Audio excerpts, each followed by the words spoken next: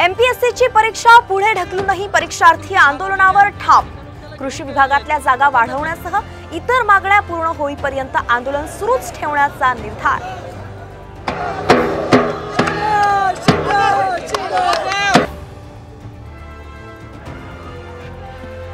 बदलापूरच्या दुष्कृत्याचं राजकारण केलं म्हणणारे मुख्यमंत्री विकृत मानसिकतेचे। उद्धव ठाकरेंचा घणाघात, उद्रेकाला वाट करून देण्यासाठीच महाराष्ट्र बंदची हाक, ठाकरेंचं स्पष्टीकरण।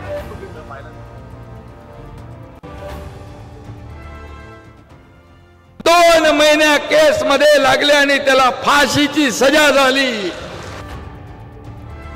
2 महिन्यात बलात्काराच्या आरोपीला फाशी दिली।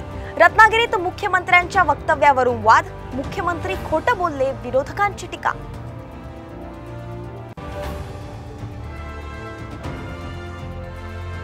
अदानी विरोधात काँग्रेस आक्रमक, हिंडनबर्ग अहवालावर कारवाई करण्याची मागणी।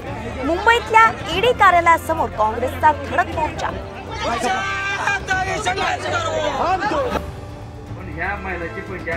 लाडक्या बहिणीचे पैसे काढून देण्यासाठी लूट, संभाजीनगरच्या पैठणच्या पारुंटीतला धक्कादायक प्रकार। ग्राहक सेवा संचालकांकडून घेतली जाते चिरीमिरी।